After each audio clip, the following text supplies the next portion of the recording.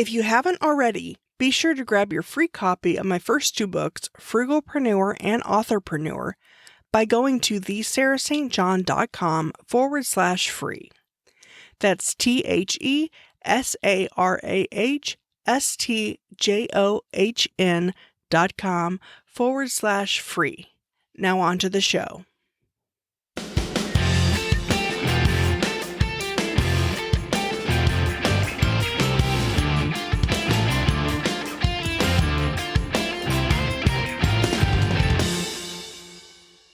Welcome to the Frugalpreneur podcast. I'm your host, Sarah St. John, and my guest today is an entrepreneur, business coach, 7 times author, speaker, podcaster, and digital marketer. He's been selling online since 1997 and has created and sold a wide range of products and services, such as information products, desktop software, WordPress plugins, membership sites, online courses, and more. Welcome, Ravi Background. Hey, Sarah, thank you so much for having me. You left out one important piece in my intro. Is it the ventriloquist part? I'm a terrible amateur ventriloquist.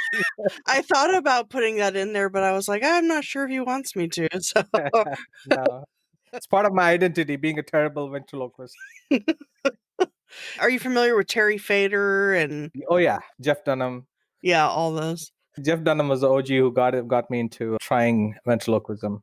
Yeah, I've seen Terry Fader once or twice, but I think that's about it. So for the listeners who may not be familiar with you, and of course I did kind of go over a lot of stuff in the intro, but can you tell us a little bit of your background, how you got into the online space of like membership sites and plugins and whatnot? Let me give a quick background. I don't want to get too long into it, my history, but basically I was living in India before 2000, and in 97, my wife got pregnant with our first daughter. This was 97, 98. I had already started dabbling in online stuff.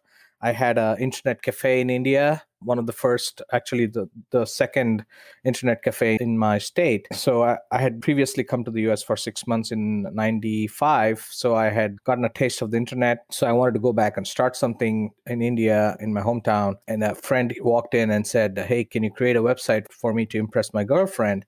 And that's how I got started into creating websites. And I started learning HTML, PHP. And I started my website for about baby names because my wife, we were having our first daughter in 98. So I started looking around for Indian baby names. I couldn't find any. So I said, let me start a website. And then I was trying to sell a baby names book from a very famous Indian author. And I just couldn't sell it because e-commerce was, practically non-existent in India at the time. And the US merchants would not allow me to participate because I was considered a high-risk vendor living in India. So one of the companies was charging me $10 a transaction. So if I sold a book, right now PayPal charges 3%, right, on average. So if I sold a $10 book, I would pay PayPal right now 30 cents. But back then, because I was a high risk vendor, if I sold a book for $10, I would have to pay the merchant $10 just for the transaction. So I ended up charging like $25 for a $3 book just to make some profits. And that's when I decided we have to go where the action is. And my wife and I, we decided to move to the US. And then I continued as I got into my first job. I was still dabbling with, AdSense and baby names and all kinds of stuff to monetize. And then I got into PHP programming because I was already a programmer and I wanted to sell those scripts, like PHP scripts. Back there was no WordPress yet at the time. So even for a simple contact us form, you had to basically hire somebody to create a PHP script on your website and upload it to, and then open the PHP file, change what is the from name, what is this one, where should it go to? Do you want to CC the person? You have to configure everything in a PHP script. So I decided to make that script and make it customizable, and made the website is still there. If you want to take a look at it, it's mywebmasterinabox.com. It's super old and I just kept it there for archaic purposes, right? And just to look at old memories. So it's still there, but it doesn't work. So I started selling PHP scripts, and then I started trying to sell ebooks on my website, babynamesindia.com at the time. Again, another extinct site.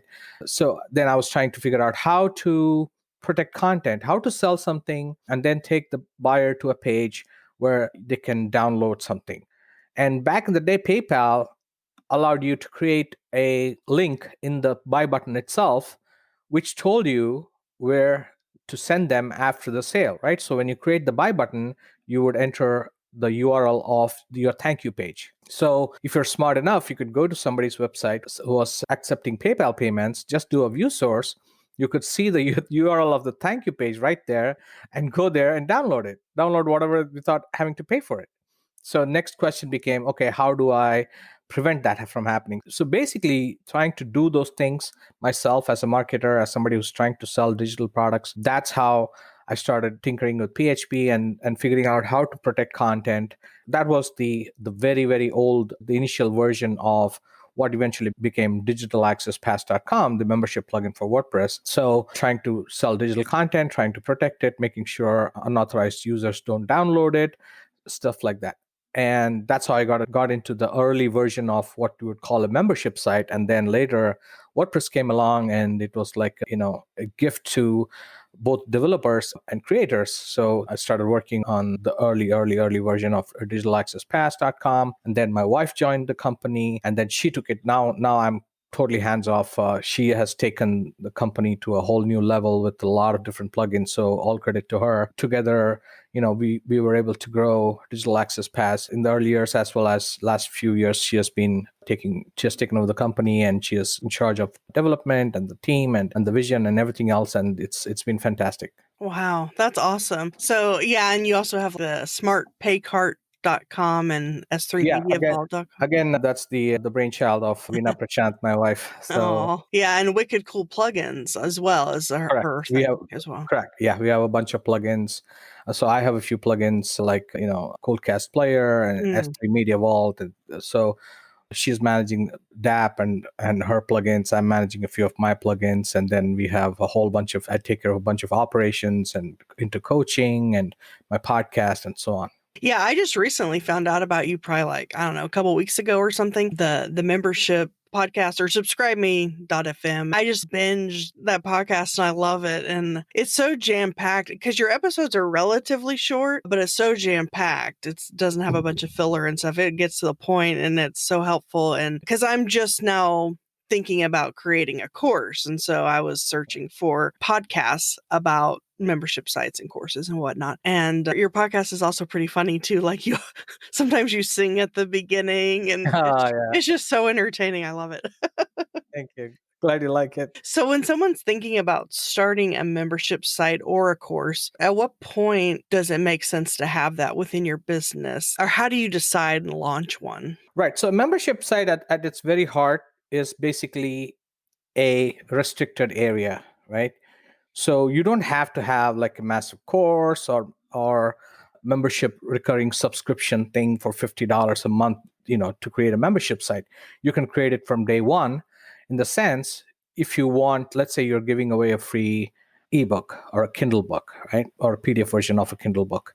You can say, sign up here and you'll get access to my Kindle book, right? So they put in the email, their first name and email. There are two ways to do this. Now you can just simply put them onto your email list, email provider, Aweber, MailChimp, whatever, ConvertKit, and then just send them a link to the download. Just send them a link to the page where they can download the PDF, right?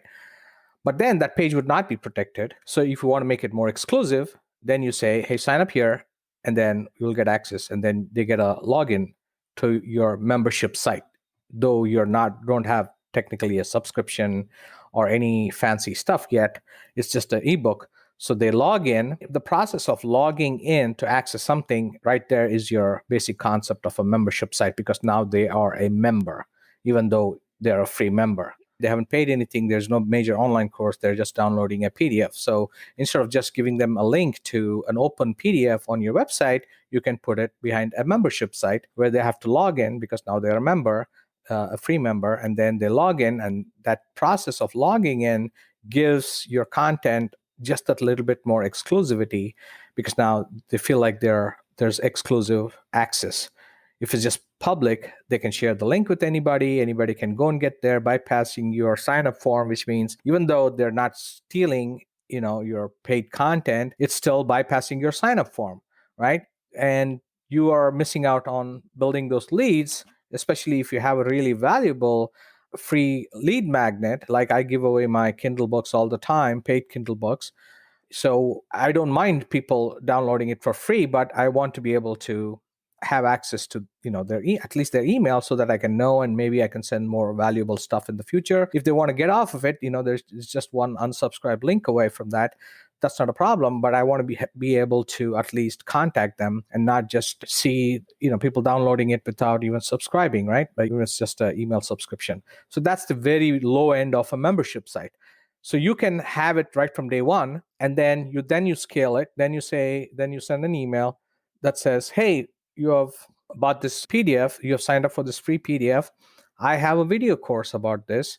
Click here to sign up. Now they get a buy button, automated, right? You set up an autoresponder. It goes after whatever, 7 days, 14 days, whatever, and then says, by the way, I have a video course that goes into all these things, blah blah blah, and then it's just a 3-day course or whatever, 3-hour course, and then you send them a link with a buy button or to the sales page, and then they go there, they read your sales page, they click buy. A few seconds after they buy, they're automatically logged in to the members area, and they're able to download or watch the video or listen to the audio or download the PDF, whatever your course is.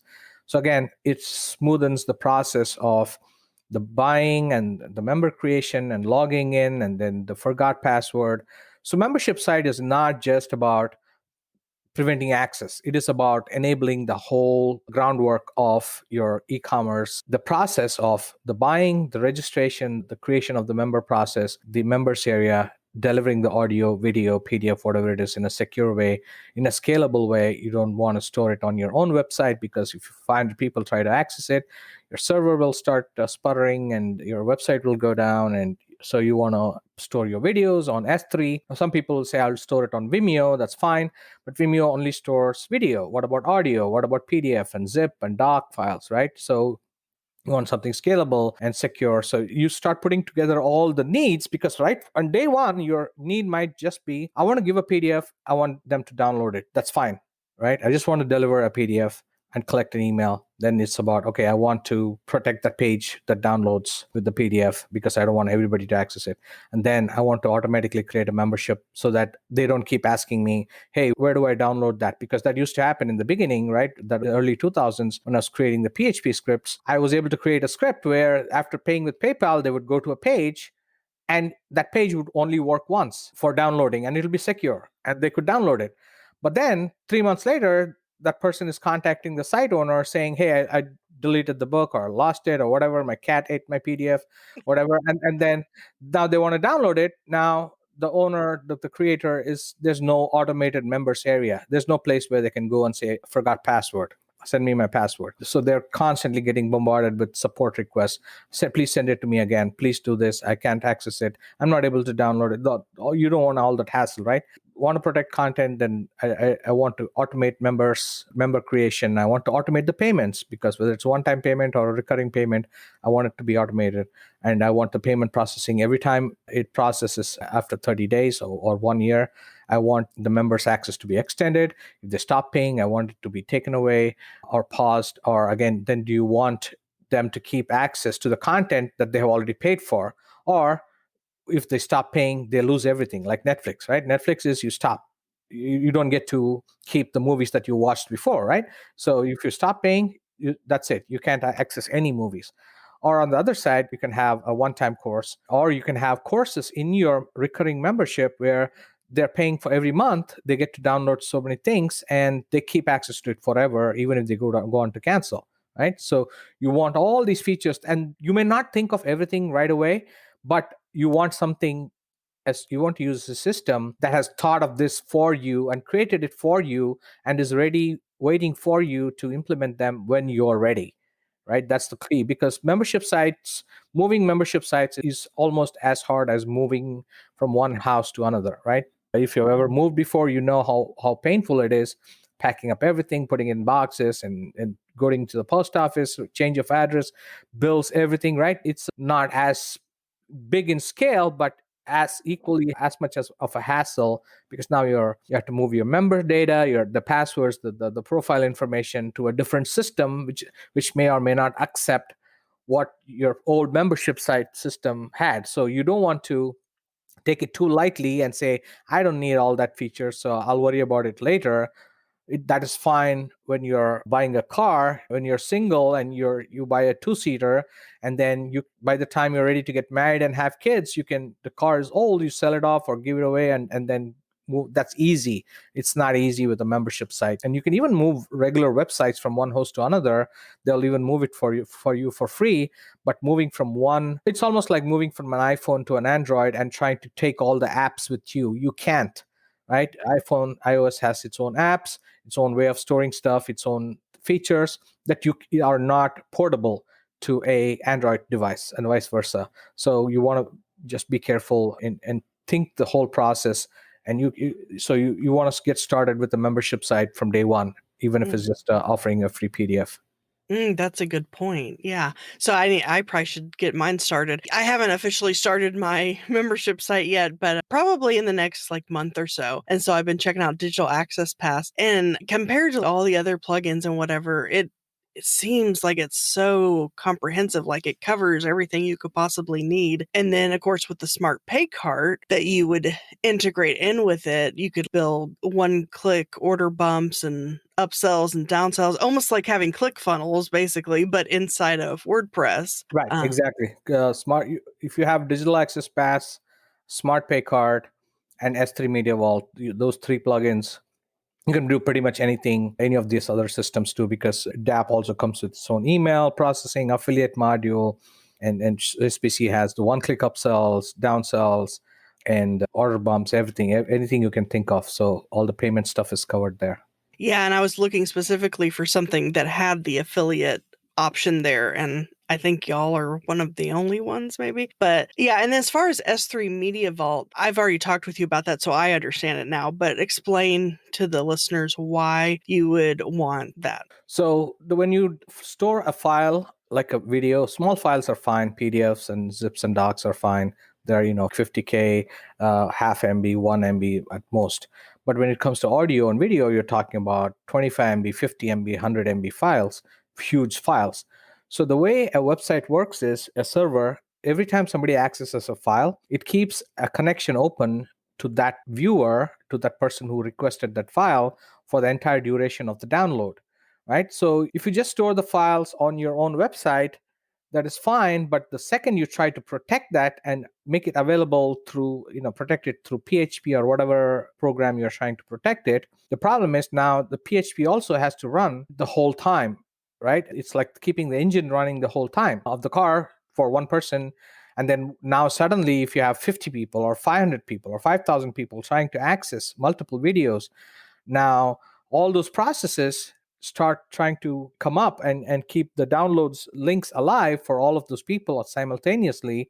And then your site starts sputtering. Even if you have like a big time VPS or dedicated server, that is there, you should not be storing files on your own server. That's the reason CDN was what the concept of a CDN, content delivery network, was created, right? Like Amazon CloudFront and Akamai, like Netflix, all these companies, every single company uses a CDN to deliver content, because the web server is not meant for delivering content. It is not large files. So it is a CDN's work to take large files, cache it in clouds around the world, so that if my website in the US and a person in India is accessing, it'll deliver just as fast compared to somebody accessing if my hosting is in San Diego, in California, and somebody in San Diego trying to visit it.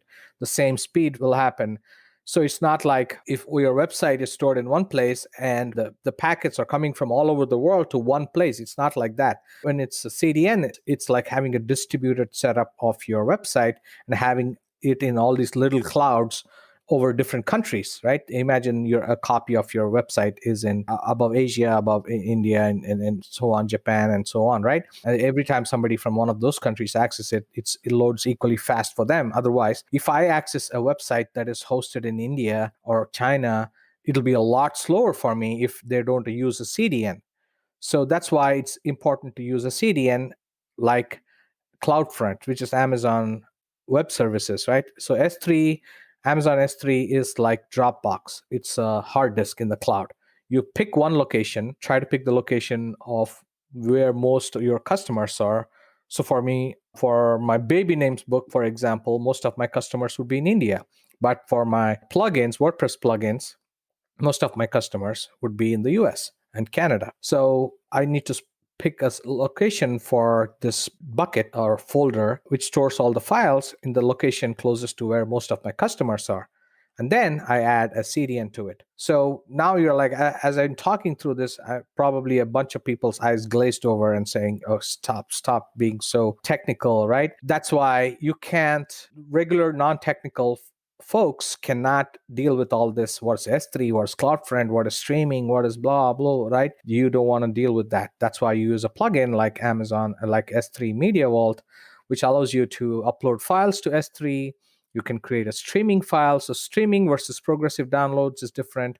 When you just access MP4 on the web, that is called a progressive download because it's one file. It progressively downloads to your computer, to your cache, and and your browser is playing it through the cache, which is why if the file doesn't stops downloading halfway through, your computer stops playing it, right? So, or the other advantage of a progressive download, which is 99% of the world's regular website downloads are progressive downloads, right?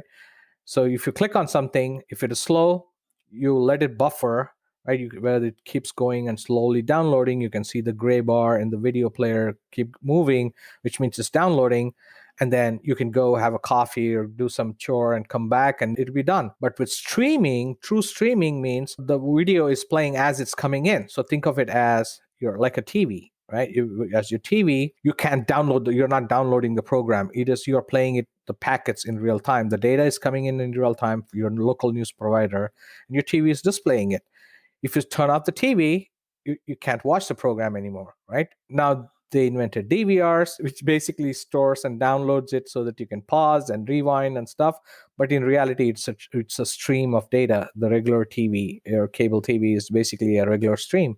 So if you wanted to do streaming of your videos, where for some reason, if you have a lot of piracy in your niche, then you don't want people to be able to download your videos or your audio. So you want to stream your audio and video. So how do you do that? So that's what S3 Media Vault takes care of. It takes away the burden of delivering the large files like video, audio from your website. You can deliver it using a beautiful player, audio player, video player. You can do playlists. You can do transcriptions of your audio and video. So it gives a whole bunch of features that it would take you hundreds of hours of programming to figure out yourself. So instead it packages all that nicely. Yeah, and it protects it too from someone being able to download it. I mean, unless you set it up to allow downloads, whereas, or being able to share it. Because I guess some people might be like, well, why couldn't I just upload the video to YouTube? But then it can get shared everywhere. So right, on YouTube, a lot of people don't realize it is they think that listing it as private means it is secure. It's not. It doesn't appear in searches. If you have a private video on YouTube, it won't appear in searches. Nobody can just stumble upon it. But once somebody does have the access to the link, then they can share it, and anybody who has that link can watch that video. So if you embed a private video from YouTube on your website, if somebody does a view source, or actually YouTube even shows you the icon right there at the bottom right corner of the player, they can click on it and go right to that video on YouTube. Now it's open season, right? They have the link to that video. And once they're on YouTube, you cannot do anything to prevent access. Plus, it's against the terms of service to list private videos only and then embed them on your website. Because at some point, YouTube will say your channel, one day you'll just get a notice saying your channel has been suspended. And you can't really argue with them. I've had a legitimate channel for S3 Media Vault, which had a lot of documentation videos. I was not doing any private videos, nothing. I just wanted to do a bunch of content marketing videos for S3 Media Vault back in the day. And it had a bunch of videos on how to do this, how to do that, right? And it had like 20 videos. And one day a customer said, and none of your videos on your documentation page are working. And I went and my YouTube channel was suspended and I never could get it back.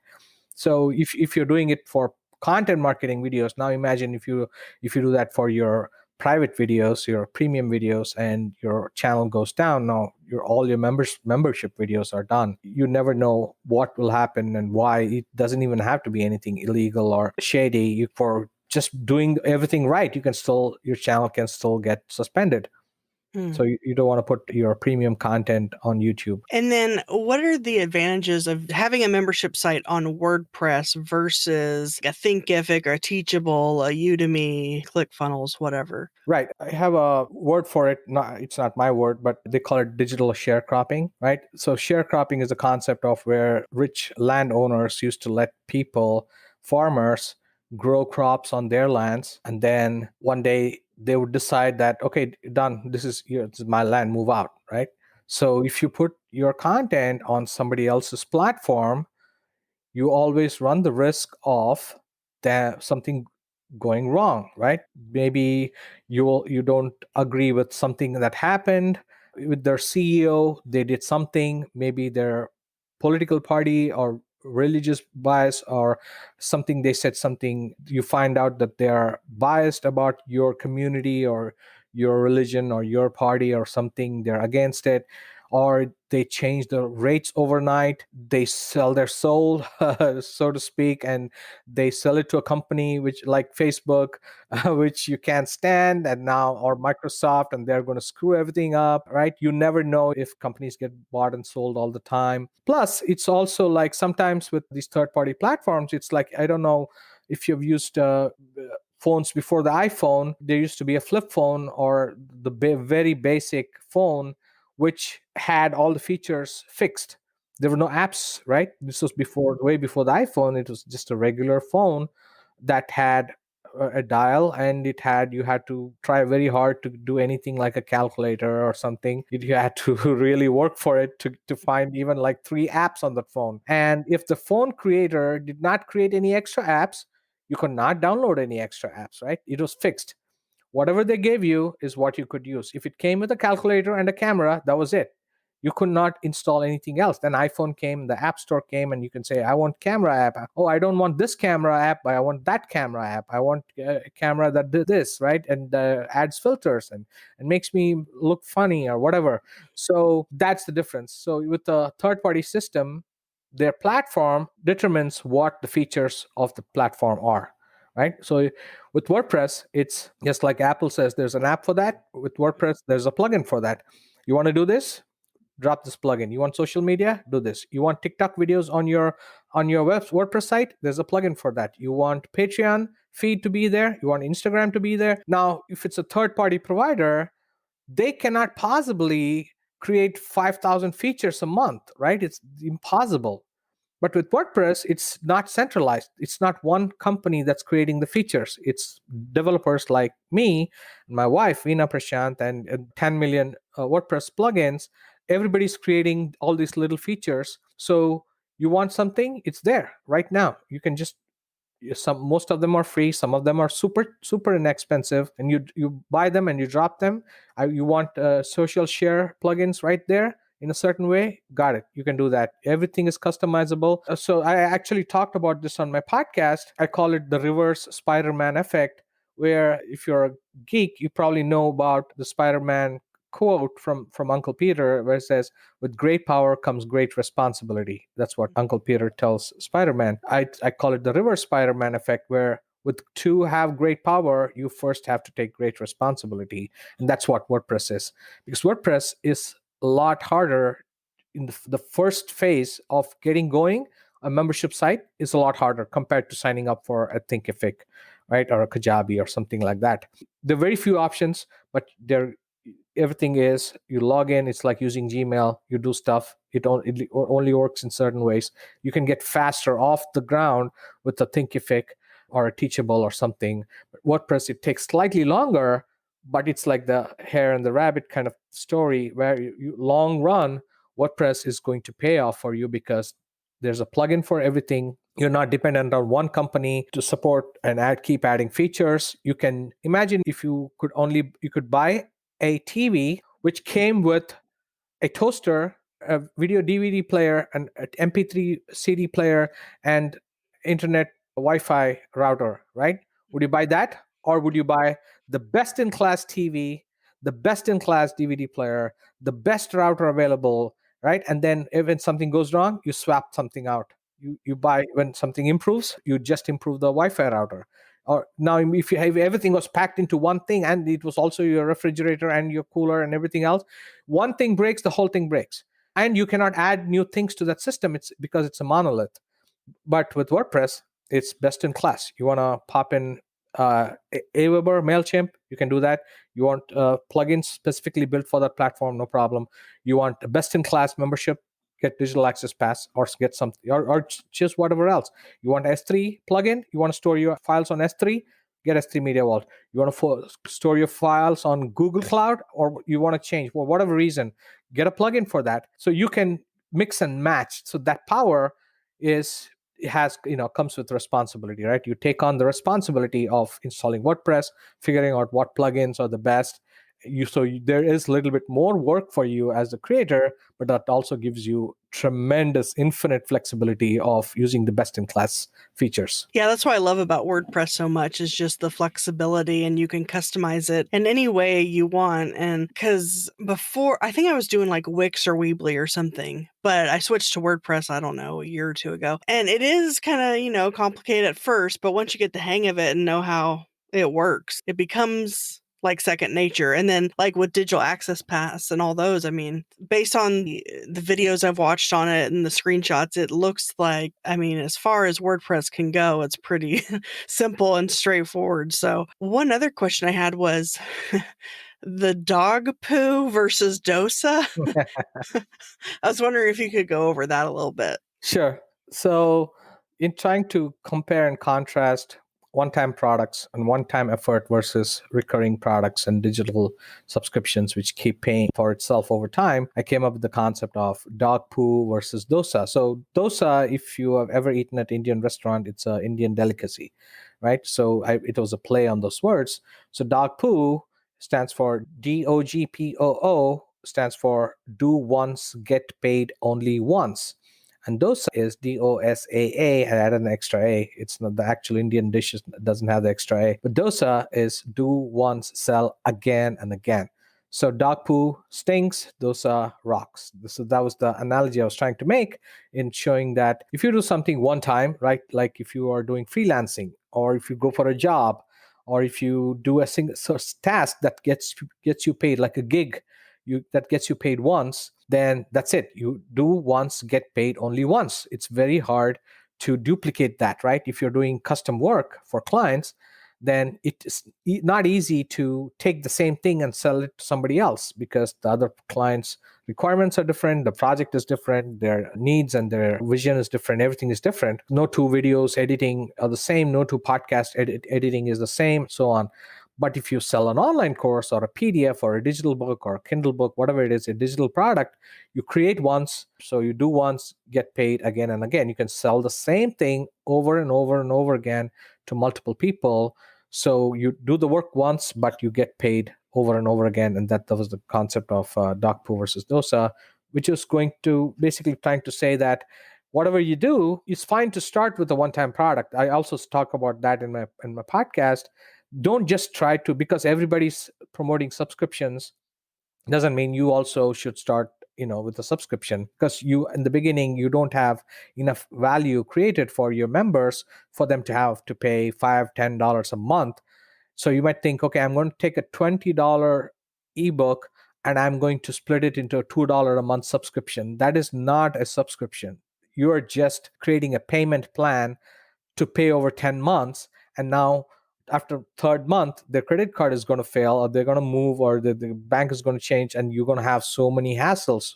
So if you can, in the beginning, sell a cheaper one-time product and make it a one-time payment, because it's easy to collect $20 in one go or $10 in one go rather than $1 for 10 months. Right? So you don't want the billing hassle, the recurring hassle of credit cards changing, PayPal information changing. You don't want to run after them to collect the money and so on.